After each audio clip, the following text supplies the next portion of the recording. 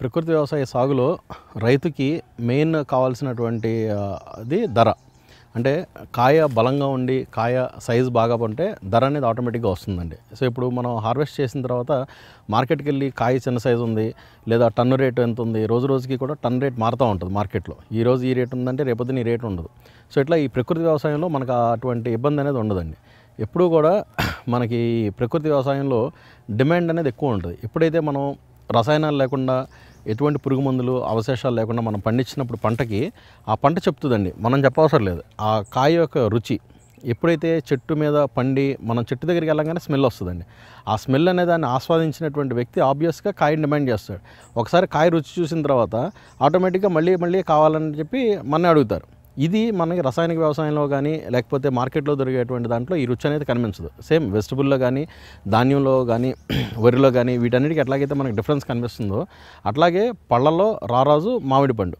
So ఈ మామిడి పండు సీజన్ రాగానే ఎక్కడ ఆర్గానిక్ ఫార్మ్స్ ఉన్నా సరే అక్కడికి డిమాండ్ అనేది విపరీతంగా పెరుగుతుంది. సో అందుకని రైతులు గమనించాల్సినటువంటి అంశం ఏంటంటే ఇప్పుడున్నటువంటి అంటే ఈ నున్న పరిసర ప్రాంతాల్లో చేస్తున్నటువంటి వ్యవసాయ క్షేత్రంలో ఈ ప్రకృతి వ్యవసాయ సాగు ఎక్కడైతే చేస్తున్నారో ఆ ఉన్న క్షేత్రాలకు తిరగండి, అక్కడ ఉన్నటువంటి అంశాలను పరిగణనలోకి తీసుకోండి. ఎందుకంటే రైతులు ఈ గత కొన్ని సంవత్సరాలుగా చేస్తున్నటువంటి ప్రయత్నం ఏది, మామిడి తోట పూత వచ్చినప్పుడే వాళ్ళు అందులోకి వెళ్ళడం, దాన్ని సస్యరక్షణ చేసుకోవడం అనేది జరుగుతుంది.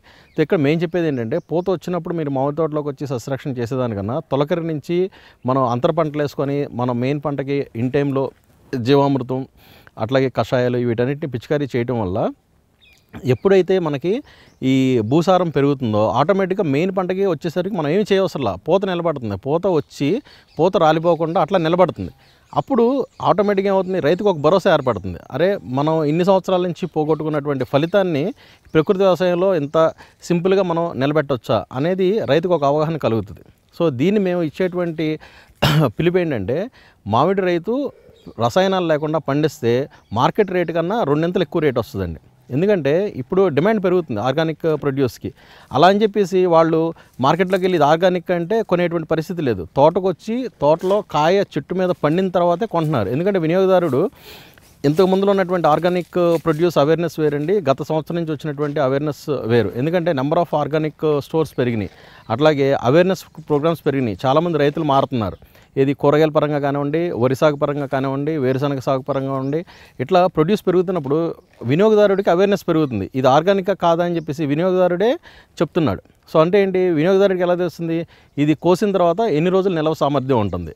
అట్లా వినియోగదారుడు ఒకసారి కొన్న తర్వాత మీ దగ్గర కొన్నామండి 10 రోజులైనా సరే కాయ పాడవలేదని చెప్పేసి ఫీడ్బ్యాక్ వస్తుంది. అట్లాగే కాయ యొక్క సెమీ కలర్ అంటే చెట్టు మీదే కాయ పండిన తర్వాత హార్వెస్ట్ చేయడం వల్ల దానికి ఎటువంటి గ్యాసెస్లో మనం పండబెట్టాల్సిన అవసరం అనేది ఏర్పడట్లేదు.